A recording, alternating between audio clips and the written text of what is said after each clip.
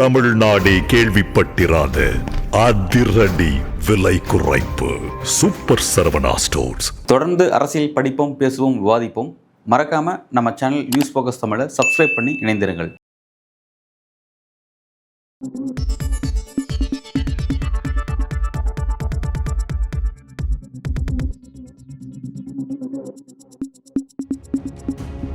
நேற்றைய தினம் சுப்ரீம் கோர்ட்டில் பரபரப்பான ஒரு ஆர்கியூமெண்ட் நடந்திருக்கு. இதை செய்வதற்கு தேர்தல் ஆணையத்திற்கு அதிகாரம் கொடுத்தது யாரு அப்படின்ற மாதிரி தேர்தல் ஆணையத்துடைய அதிகாரத்தையும் தேர்தல் ஆணையத்துடைய செயல்பாடுகளையும் புரட்டி அடிக்கிற மாதிரி சில காட்டமான ஆர்கியூமெண்ட்ஸை முன் வச்சிருக்காரு மூத்த அட்வொகேட் கபில் சிபல் மற்றும் அபிஷேக் மனு சிங்வி.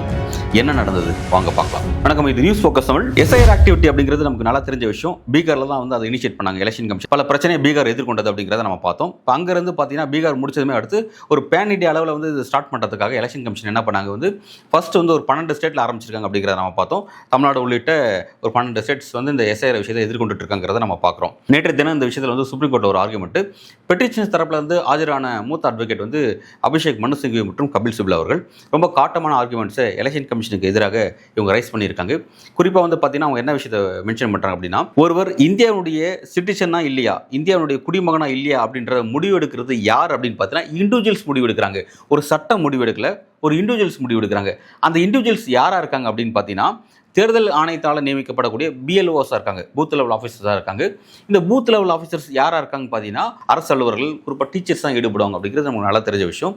இந்த மாதிரி ஸ்கூல் டீச்சர்ஸ் என்ன பண்ணுறாங்க அப்படின்னா, ஒருத்தர் இந்தியாவுடைய குடிமகனா இல்லையாங்கிறத தீர்மானிக்கக்கூடிய இடத்துல இருக்காங்க அப்படின்ற ஒரு அச்சுறுத்தல், ஒரு ஆபத்தை உணர்ந்து அந்த ஆபத்தை தடுக்கணும் அப்படிங்கிறதுக்காகவே இந்த வழக்கு தொடுக்கப்பட்டிருக்கு. ஸோ என்னன்னா, ஒருத்தர் இந்தியாவுடைய சிட்டிசனா இல்லையாங்கிறத ப்ரூவ் பண்ணுறதுக்கு ஆதாரங்கிறதே போதுமானதாக இருக்குது. இவங்க தேவையில்லாமல் அந்த எஸ்ஆர் ஆக்டிவிட்டி செய்கிறாங்க அப்படின்ற மாதிரி அதன் மூலமாக ஒருத்தர் இந்தியாவுடைய குடிமகனா இல்லையான்னு சொல்லி தேவையில்லாத பரிசோதனை இதில் செய்கிறாங்க அப்படிங்கிறது தான் இந்த வழக்கு சேலஞ்ச் பண்ணி வந்திருக்கு. ரொம்ப அழகாக இந்த வழக்கில் பார்த்தீங்கன்னா மூத்த அட்வொகேட் அபிஷேக் மனு சிங்கியும் கபில் சிபலும் ரொம்ப காட்டமான சில ஆர்குமெண்ட்ஸை சுப்ரீம் கோர்ட்டை நோக்கி எழுப்புறாங்க. அவங்க என்ன சொல்கிறாங்க அப்படின்னா, ஃபர்ஸ்ட் இப்படி ஒரு இண்டிவிஜுவல்ஸ் கையில் ஒரு சட்டத்தை கொடுக்க முடியுமா? ஒருத்தர் இந்தியாவுடைய சிட்டிசனா இல்லையாங்கிறத முடிவெடுக்கிறது யார் அப்படின்னா அதை யார் கண்காணிக்கணும் அப்படின்னா ஒரு நாட்டினுடைய உள்துறை அமைச்சகம் தான் கண்காணிக்கணும். ஆனால் உள்துறை அமைச்சகம் செய்ய வேண்டிய இந்த வேலையை எப்படி எலெக்ஷன் கமிஷன் செய்கிறாங்க அப்படின்ற ஒரு கேள்வி எழுப்புறாங்க. ரெண்டாவது பார்த்தீங்கன்னா, ஒருத்தருக்கு வாக்களிக்கணும், வாக்காளர் பட்டியலில் அவங்களோட பேர் இருக்கணும். அந்த வாக்காளர் பட்டியலில் ஒரு பேர் இடம் பெறணும் அப்படின்னா அந்த இடம் பெறுவதற்கு ஒரு நபர் தகுதியற்ற நபர் அப்படின்னு ஒரு இடத்துக்கு தள்ளப்படுறாருன்னா அதை முடிவு செய்கிறது யாருன்னா சட்டம் தான் முடிவு செய்யுது. அது என்னன்னா ஊழல் தடுப்பு சட்டம் மற்றும் மக்கள் பிரதிநிதித்துவ சட்டம் 1950 இந்த சட்டங்கள் தான் அதை முடிவு செய்யுது. ஆனால் அதெல்லாம் விட்டுட்டு இண்டிவிஜுவல்ஸ் பிஎல்ஓஸ் கிட்ட அந்த அதிகாரத்தை கொடுத்துருக்காங்க. அப்போ ஒரு இண்டிவிஜுவல் நினைச்சா யாரை வேணாலுமே இவன் சட்டவிரோத குடியேறி, இவன் சட்டப்பூர்வமான குடியேறின்னு அப்படின்னு ஆக்க முடியுமா? அவனால் இவன் தான் இந்தியன், இவன் இந்தியன் அல்லாதவன் அப்படின்ற ஒரு இடத்த அவங்களால டிக்ளேர் பண்ண முடியுமா? அந்த மாதிரியான ஒரு பிரச்சனையை இதில் ஏற்படுத்தி வச்சிருக்காங்க அப்படிங்கிறத குறிப்பிட்றாங்க.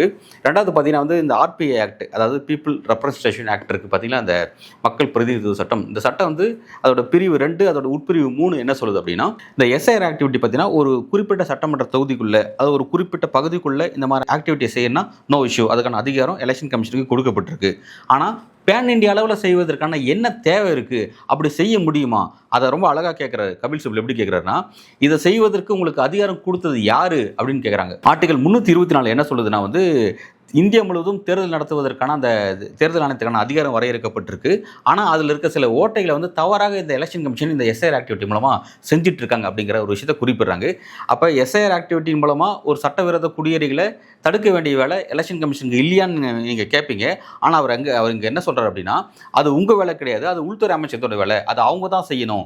ரெண்டாவது, வாக்காளர் பட்டியலில் ஒருத்தர் ஏற்கனவே நான் குறிப்பிட்ட மாதிரி வாக்காளர் பட்டியலில் ஒருத்தர் இடம் பெறணும் அப்படின்னா அதை முடிவு செய்ய வேண்டிய சட்டம் தான் தவிர இண்டிவிஜுவல்ஸ் கிடையாது அப்படிங்கிறத ரொம்ப அழுத்தமாக பதிவு செய்கிறார். ஒன்று. ரெண்டாவது ஒரு முக்கியமான விஷயத்தை சொல்கிறார். என்ன சொல்கிறாருன்னா, நீங்கள் இந்த எஸ்ஆர் ஆக்டிவிட்டி நீங்கள் செய்யணும், அது பேன் இண்டியா அளவில் நீங்கள் செய்யணும் அப்படின்னா அதுக்கு சில விஷயத்தை நீங்கள் கட்டாயமாக்குறீங்க பதிலாக ஆவணங்களில். அதாவது என்னென்னா, குடியுரிமை பர்த் சர்டிஃபிகேட் கேட்குறீங்க பதிலாக இந்த மாதிரியான சர்டிஃபிகேட்ஸ் நீங்கள் கேட்குறீங்கன்னா அப்ஜெக்ஷன் தெரிவித்தா மட்டும்தான், அது சார்ந்த ஒரு ஏதாவது ஒரு இஷ்யூ வருது, அதை பற்றி ஒரு கேள்விகள் எழுப்பப்படுது அப்படின்னும் போது தான் நீங்கள் அதை கட்டாயமாக்கணுமே தவிர அது அந்த மாதிரியான ஒரு விஷயமே இல்லாமல் நீங்களாகவே ஒரு சிஸ்டத்தை ஃபார்ம் பண்ணிட்டு நீங்கள் செஞ்சீங்க அப்படின்னா இது ஒரு தவறான முன் உதாரணம் ஆயிடும் அப்படிங்கிற ஒரு விஷயத்தை குறிப்பிடுறாங்க. ஏன்னா இந்த எஸ்ஆர் ஆக்டிவிட்டி மூலமா எலெக்ஷன் கமிஷன் இந்த சிஸ்டத்தை வயலேட் பண்ணிட்டு இருக்காங்க. இந்த சிஸ்டம் அனுமதிக்கப்பட்டுச்சுன்னா நாளைக்கு இதுவே ஒரு முன்னுதாரணமாக மாறிடும். அந்த மாதிரியான ஒரு விஷயம் இதில் இருக்குது. தங்கள் அதிகாரத்தை மீறி எலெக்ஷன் கமிஷன் இந்த ஆக்டிவிட்டியில் ஈடுபட்டு இருக்காங்க அப்படிங்கிறத ரொம்ப கிளியர் கட்டாக முன் வைக்கிறாங்க. இன்னொரு விஷயம் அவர் என்ன சொல்கிறார் அப்படின்னா, மக்கள் பிரதிநிதித்துவ சட்டம் அது என்ன சொல்லுது அப்படின்னா, ஒருத்தர் 18 வயசை பூர்த்தி செஞ்சுட்டாரு அப்படின்னா, அப்புறம் வந்து அந்த இடத்துல தான் அவர் வசிக்கிறார் அப்படின்னா, அதுக்கான ப்ராப்பரான டாக்குமெண்ட்ஸ் அவர் வச்சிருக்காரு. முக்கியமாக ஆதார் வச்சிருந்தாவே போதுமானது. அவர் இந்தியாவுடைய தேர்தலில் வாக்களிக்க தகுதியான நபர் அப்படிங்கிறதான் வந்து மக்கள் பிரதிநிதித்துவ சட்டம் சொல்லுது அப்படிங்கிறாங்க. இவங்க அந்த சட்டத்தை வயலேட் பண்ணிட்டு ஒரு இண்டிவிஜுவலிஸ்ட் அதிகாரம் கொடுக்குறாங்க. இவங்க முடிவு பண்ணுறாங்க யார் வேணாலும், அதாவது யார் இந்த நாட்டோட சிட்டிசன் ஆகணும், யார் ஆகக்கூடாது அப்படிங்கிற ஒரு விஷயத்தை முடிவு பண்ணக்கூடிய இடத்த இவங்க நகர்ந்திருக்காங்க. இந்த அதிகாரம் எலெக்ஷன் கமிஷனுக்கு கொடுக்கப்படாத ஒரு விஷயமா இருக்கு அப்படிங்கிறத ரொம்ப தங்களோட காட்டமான அந்த ஆர்குமெண்ட்ஸ் மூலமாக முன் வச்சிருக்காங்க அப்படிங்கிறத கவனிக்கிறோம். அப்புறம் இன்னொரு விஷயத்தை எழுப்புறாரு. அவர் என்ன சொல்றாரு அப்படின்னா, 2006 எலெக்ஷன் சந்திக்கக்கூடிய அசாம், தமிழ்நாடு, கேரளா உள்ளிட்ட ஸ்டேட்லாம் வந்து இந்த புதிய எஸ்ஐஆர் அடிப்படையில் தான் வாக்களிக்க போறாங்க. அப்போ எஸ்ஐஆர் ஆக்டிவிட்டியை பொறுத்த வரைக்கும் 2006 நடத்தப்படக்கூடிய இந்த ஆக்டிவிட்டிங்கிறது ஒரு பியூரா இருக்க போகுது அப்படிங்கிறது எலெக்ஷன் கமிஷன் சொல்றாங்க. அப்போ இவர் இங்க என்ன கேட்குறாருன்னா, 2024 2025 இந்த காலகட்டத்தை வரையும் இப்போ இருக்கிற இந்த எலக்ட்ரல் ரோல் இருக்குது பார்த்தீங்களா, வாக்காளர் பட்டியல், அப்போ அதில் இருக்கக்கூடிய நபர்கள்லாம் யார் கெஸ்ட்டா, இங்கே இந்தியாவுக்கு வந்த கெஸ்ட்டா, அவங்களாம் இந்தியனோட சிட்டிசன் கிடையாதா அப்படின்ற ஒரு கேள்வி எழுப்புறாரு. நமக்கு நல்லா ஒரு கேள்வி வரும். 2004 மக்களவைத் தேர்தல் நடந்தபோது ஏன் அப்போ அந்த எஸ்ஆர் ஆக்டிவிட்டி செய்யல, அந்த எலெக்ஷன் முடிஞ்சு ஒரு வருஷத்தில் இதை ஏன் ஆரம்பிக்கிறாங்க அப்படிங்கிற ஒரு கேள்வி நமக்கு எழலாம். மக்களவைத் தேர்தல் அப்படிங்கிறது பார்த்தீங்கன்னா வந்து இந்தியா முழுவதும் நடக்கிற தேர்தல், பிரதமர் யார் அப்படின்ற நடக்கக்கூடிய ஒரு தேர்தல். இப்போ அந்த தேர்தலில் பார்த்தீங்கன்னா இந்தியா முழுவதும் இருக்கக்கூடிய அனைத்து மாநிலங்கள், அனைத்து யூனியன் பிரதேசங்கள், அங்கே இருக்கக்கூடிய ஒட்டுமொத்த மக்களோட ஆதரவு ஒருத்தர் பிஎம் ஆகணும்னா தேவை கிடையாது. இன்னும் கிளியராக சொல்லணும், இன்னும் சிம்பிளாக சொல்லணும் அப்படின்னா 543 நாடாளுமன்ற தொகுதிகளில் 543 உங்களுக்கு அந்த ஆதரவு இருந்தால் மட்டும் தான் உங்களால் ஆட்சி அமைக்க முடியுற சூழல் கிடையாது. ஜஸ்ட் 273 இருந்தால் போதுமானது. 273லையும் பார்த்தீங்கன்னா 273 நாடாளுமன்ற தொகுதிகளிலும் அங்கே இருக்கக்கூடிய அத்தனை மக்களோட வாக்குகளும் உங்களுக்கு தேவை கிடையாது. ஜஸ்ட் அங்கே இருக்கக்கூடிய 30% மக்கள் வாக்கு பெற்றாவே போதும், நீங்கள் தொகுதியினுடைய எம்பி ஆகிடலாம். ஸோ வந்து இந்த மாதிரி ஒரு 273 எம்பி இருந்தாவே இந்தியாவை ஆட்சி செஞ்சிடலாம். அப்படி இருக்கும் பொழுது அதனால் வந்து அவங்க இதை எப்படி பிளான் பண்ணுறாங்க அப்படின்னா, இந்த ஹிந்தி ஆட்லாண்ட் இருக்குது பார்த்தீங்களா, இந்த ராஜஸ்தான், குஜராத், உத்தரப்பிரதேஷ், உத்தரகாண்ட், மத்திய பிரதேஷ், பீகார், சத்தீஸ்கர், இந்த மாதிரியான பகுதியில் கான்சன்ட்ரேட் பண்ணவே அவங்களுக்கு போதுமானது அப்படிங்கிறது தான் அதோட யதார்த்தமாக இருக்குது. ஸோ வந்து மக்களவைத் தேர்தலில் முடிச்சுட்டு வெளியே வந்துட்டாங்க. வந்ததுக்கப்புறம் என்னென்னா, இனி இண்டிவிஜுவல் ஒரு ஸ்டேட்டை கைப்பற்ற வேண்டியதாக இருக்குது. ஒவ்வொரு ஸ்டேட்டுக்கும் தனித்தனியாக எலெக்ஷன் நடக்குது. அப்படி இருக்கும்பொழுது பீகாரில் வாக்குகளை கைப்பற்றி நம்ம ஆட்சியை கைப்பற்றணும், வெஸ்ட் பெங்காலில் நம்ம ஆட்சியை கைப்பற்றணும். அப்படி இருக்கும்பொழுது அங்கெல்லாம் இஸ்லாமியர்கள் கொஞ்சம் ஆதரவு அதிகமாக இருக்குது. அந்த இஸ்லாமியர்கள் வாக்குகள் தங்களுக்கு வரமாட்டேங்குது. அப்போ அவங்கள வாக்கற்ற நபர்களாக மாற்றணும். அந்த ஒரு தொலைநோக்கு திட்டத்தோட தான் வந்து இதை வந்து இம்ப்ளிமெண்ட் பண்ணுறாங்க. அதை எப்படி, அந்த கருத்துக்கு எப்படி தங்களை வலு சேர்த்துக்கிறாங்க அப்படின்னு பார்த்தீங்கன்னா, அவங்களாம் ஊடுருவல்காரர்கள், பங்களாதேஷ்லேருந்து ஊடுருவி வந்திருக்காங்க, அவங்களாம் சட்டவிரோத குடியேறிகள் அப்படின்னு சொல்கிறாங்க. ஒருத்தர் ஊடுருவி வராங்கன்னா ஊடுருவை தடுக்கிறத வரையும் நீங்கள் என்ன பண்ணுறீங்க? இது சொல்கிற குற்றச்சாட்டு சொல்கிறது யாருன்னா, அவர் உள்துறை அமைச்சராக இருக்கார், அந்த குறிப்பிட்ட அந்த தவறுக்கு பொறுப்பேற்கக்கூடிய நபராக இருக்கார். பட் அவரே அந்த வார்த்தையை சொல்கிறாரு, ஊடுருவக்காரர்கள் உள்ள வராங்க, அவங்கள அப்பீஸ் பண்ணுறதுக்கான பாலிடிக்ஸை இங்கே இருக்கிறவங்க செஞ்சுட்டு இருக்காங்க அப்படிங்கிறத சொல்கிறாரு. ஸோ என்னன்னா, அப்போ ஸ்டேட் பாலிடிக்ஸில் ஆட்சியை கைப்பற்றுறதுக்கு இஸ்லாமியர்கள் வாக்குகள்ங்கிறது அவங்களுக்கு ஒரு பெரிய சிக்கலான விஷயமா இருக்குது. அதை காலி பண்ணணும் அப்படிங்கிற ஒரு திட்டத்தோடு தான் வந்து இதை கொண்டு வந்திருக்காங்க அப்படிங்கிறத நம்ம சொல்லலை. எஸ்ஐஆர் ஆக்டிவிட்டியை இந்தியாவில் அமல்படுத்துறேன்னு சொல்லும்பொழுது அதை ஃபஸ்ட்டு போட்டு உடைச்சது யாருன்னா வெஸ்ட் பெங்காலுடைய முதல்வர் மம்தா பானர்ஜி தான் சொன்னாங்க. இதுதான் அவங்களோட நோக்கம்னு சொன்னாங்க. அவங்க சொன்னபடி தான் இப்போ நடக்கிறதெல்லாம் பார்த்தா புரிஞ்சிக்க வேண்டியதாக இருக்குது அப்படிங்கிறத நம்ம அங்கே பார்க்குறோம். ஸோ அதனால தான் வந்து மக்களவைத் தேர்தல் அவங்க அதை செய்யலை, மாநில தேர்தல் வரும்போது அதை செய்கிறாங்க அப்படிங்கிறத புரிஞ்சிக்க முடியுது. கூடுதலாக நம்ம அங்கே ஒரு விஷயத்தை கவனிக்க வேண்டியதாக இருக்குது. இந்த விஷயம் வந்து எஸ்ஐஆர் ஆக்டிவிட்டி பீகாரில் நடக்கும் பொழுதே இது சார்ந்த பல வழக்குகள் உச்சநீதிமன்றத்துக்கு வந்தது நம்ம கவனித்தோம். ஆனால் அந்த இடத்துல வந்து ஒரு ஆர்கியூமெண்ட் நடந்த பொழுது என்னென்னா, ஒரு முக்கியமான கேள்வி எழுப்பப்பட்டுச்சு.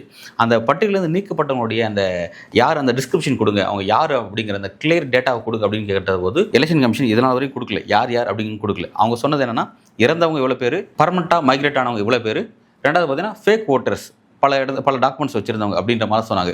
இத்தனை பேர் யாருன்றத கிளியர் டேட்டா இருந்தால் தான் நம்ம வந்து ஒரு முடிவுக்கு வந்திருக்க முடியும். ஏன் அப்படின்னா, அந்த 65 லட்சம் பேர் சொன்னாங்க, அப்புறம் வந்து திரும்ப ஒரு 21 லட்சம் பேர் ஆட் ஆகிட்டாங்கிறது ஓகே. ஆனால் அந்த பிரேக்கேஜ் கொடுத்துருந்தாங்கன்னா அப்போ சட்டவிரோதமாக எத்தனை பேர் குடியேறி இருக்காங்க அப்படிங்கிறத நம்ம ஒரு முடிவுக்கு வந்திருக்க முடியும்.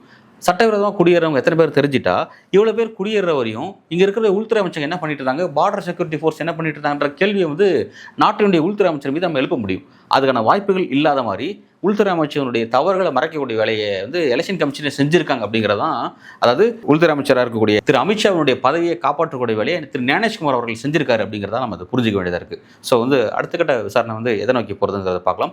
டிசம்பர் 2 ஹியரிங் ஒத்தி வச்சிருக்காங்க. அன்றைக்கி ஆப்போசிட் கவுண்டர் ஆர்குமெண்ட் எப்படி இருக்குது, எலெக்ஷன் கமிஷனுக்கு இந்த சுப்ரீம் கோர்ட் என்ன விதமான நெருக்கடிகளை கொடுக்க போகிறாங்க அல்லது நெருக்கடிகளே இல்லாமல் தப்பிக்க போகிறாங்களா அப்படிங்கிறதெல்லாம் வரும் நாட்கள் நம்ம பொறுத்திருந்து பார்க்கலாம். நன்றி.